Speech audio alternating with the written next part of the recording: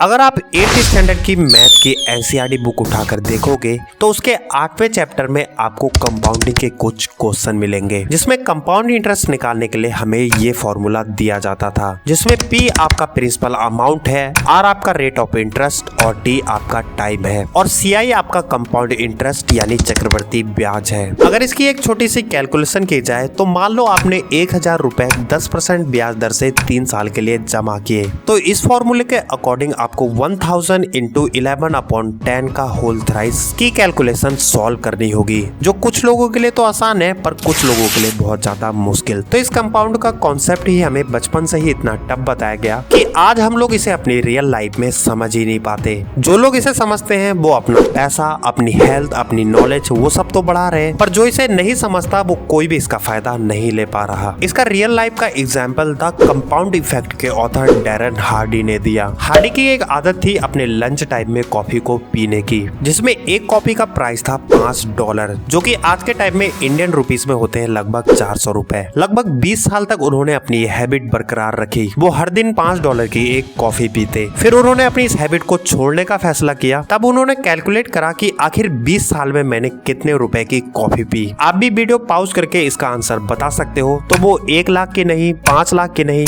10 लाख की नहीं, बल्कि इस 20 साल के टाइम पीरियड में वो 30 लाख की तो कॉफी पी गए। इसलिए जितने भी आपने एक्स्ट्रा ऑर्डिनरी लोग देखे हैं उनमें कोई भी खास सुपर पावर नहीं होती, बल्कि वो अपने एक ही काम को इतने लंबे टाइम पीरियड तक करते हैं कि उसका रिजल्ट कंपाउंड होके उन्हें एक्स्ट्रा ऑर्डिनरी बना देता है। अब जैसे हम मुकेश अंबानी को ले तो उनके पर डे की इनकम 163 करोड़ रुपए है, क्योंकि उनके पिता धीरू भाई अंबानी और खुद मुकेश अंबानी ने अपनी नेटवर्क को एक्सपोनेंशियल तरीके से ग्रो किया है। पर इंडिया में 95% तक लोग अपने पैसे को सिंपल इंटरेस्ट से ग्रो करते हैं। सिंपल इंटरेस्ट की मैं आपको एक छोटी सी कैलकुलेशन देता हूँ। 8+8+8+8+ ऐसे ही 9 बार तक आपको 8+ लिखना है। तो आप इसे कुछ ही सेकंड में जोड़कर इसका आंसर 72 बता दोगे। तो वही मैं आपको एक्सपोनेंशियल कैलकुलेशन दूं, 8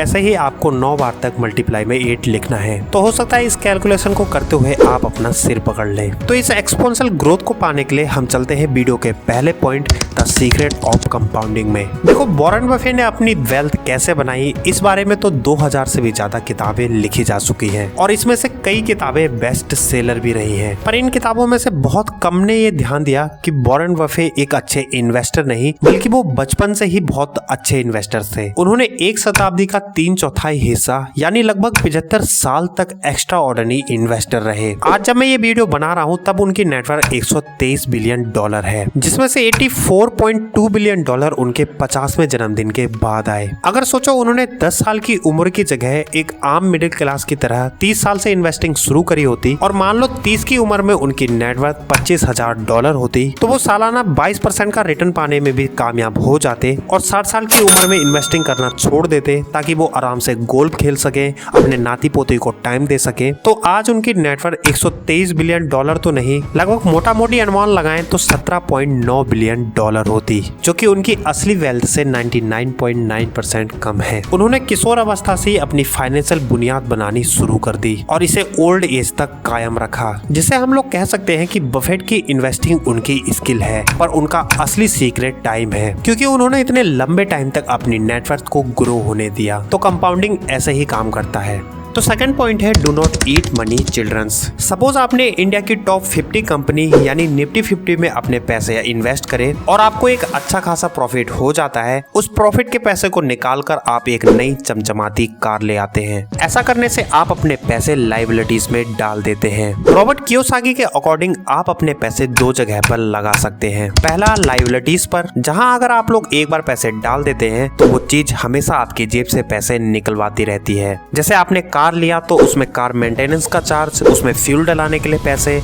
और हजारों रुपए इंश्योरेंस के। जब तक कार रहेगी तब तक आपके जेब से पैसे निकलते रहेंगे। और दूसरा है एसेट। ये वो जगह है जहां आप एक बार पैसे डालते हैं तो वो पैसा आपके लिए काम करता है और उस डाले गए पैसे के बच्चे होते हैं, उसके भी बच्चे होते हैं और उसके भी बच्चे होते हैं और ये सब मिलकर आपके लिए काम करते हैं और आपकी जेब को भरते रहते हैं। बस शर्त ये है कि आप अपने पैसे के बच्चों को खर्च ना करें। अब आप लोग ये सोच रहे होंगे कि ही हम लोग पैसे कमाकर खर्च नहीं कर सकते तो इसका क्या फायदा। तो इसे पूरा करने के लिए वेल्थी लोग कुछ ऐसी कंपनियों में इन्वेस्ट करते हैं जो सालाना उन्हें डिविडेंड पे करती है। डिविडेंड बेसिकली वो हुआ जैसे किसी कंपनी का प्रॉफिट हुआ तो उस प्रॉफिट का कुछ भाग वो अपने शेयर होल्डर को बांट देती है। एग्जाम्पल के लिए ITC नाम की एक कंपनी है जो हर साल अपने शेयर होल्डर को डिविडेंड पे करती है। कई बार तो इसने साल में 2-2 बार तक डिविडेंड पे किया है। जैसे 22 फरवरी सन 2021 को 5 रुपए पर शेयर, 10 जून 2021 को 5 रुपए 75 पैसे पर शेयर। ऐसी कई और भी कंपनियां हैं जो हर साल डिविडेंड देती है। तो तीसरा पॉइंट है मूव विद द मार्केट। भले ही हम लोग शेयर मार्केट को बीट ना कर पाए पर उसके साथ तो चल ही सकते हैं। अब जैसे मान लो हमने 3 इन्वेस्टमेंट करी, इन्वेस्टमेंट A, B और C। A वाली इन्वेस्टमेंट हमने किसी इंडेक्स फंड पर जैसे कि निफ्टी 50 में करी, B वाली इन्वेस्टमेंट हमने किसी बैंक पर और C वाली इन्वेस्टमेंट किसी इंडिविजुअल स्टॉक पर करी। इन तीनों इन्वेस्टमेंट में से सबसे ज्यादा C वाला रिटर्न दे सकता है, पर तब जब आप काफी स्मार्ट हैं, स्टॉक मार्केट के बारे में आपको अच्छी नॉलेज है, और B वाला A के मुकाबले ज्यादा रिटर्न नहीं दे सकता। तो मार्केट के साथ चलने के लिए बिना ज्यादा मेहनत के हम A वाले पर इन्वेस्ट कर सकते हैं। पर कई लोग इंडेक्स फंड में इन्वेस्ट करने को बहुत बोरिंग समझते हैं क्योंकि आपको इसमें काफी लंबे टाइम तक पैसे डालते रहने पड़ते हैं, या फिर आपको शो ऑफ करना पसंद है तो आप अपने फ्रेंड के सामने शो ऑफ नहीं कर सकते कि मैंने किस कंपनी के शेयर खरीदे हैं। तो जो लोग शो ऑफ नहीं करना चाहते या फिर ज्यादा टाइम इन्वेस्ट नहीं कर सकते कंपनी की एनुअल रिपोर्ट पढ़ने में, तो इंडेक्स फंड में हम लोग पैसे इन्वेस्ट कर सकते हैं, जहां हम 10 से 15 साल तक हर महीने कुछ पर्टिकुलर अमाउंट डाल सकते हैं। हर महीने पैसे डालने का बेनिफिट ये है कि आप तब भी स्टॉक खरीद रहे होगे जब मार्केट ओवर वैल्यूड होगी और आप तब भी इन्वेस्ट कर रहे होगे जब मार्केट अंडर वैल्यूड होगी। तो ऐसा करने से हमें एक एवरेज रिटर्न तो मिल ही जाता है जो कि लगभग 10 से 15% के बीच होता है, जहां हम लोग बैंक से ज्यादा रिटर्न तो कमा ही सकते हैं। या फिर हमारा पैसा और भी अच्छी तरीके से कंपाउंड हो, इसके लिए हम 2 काम और कर सकते हैं। पहला ये कि जब भी आप देखो कि मार्केट अंडर प्राइस है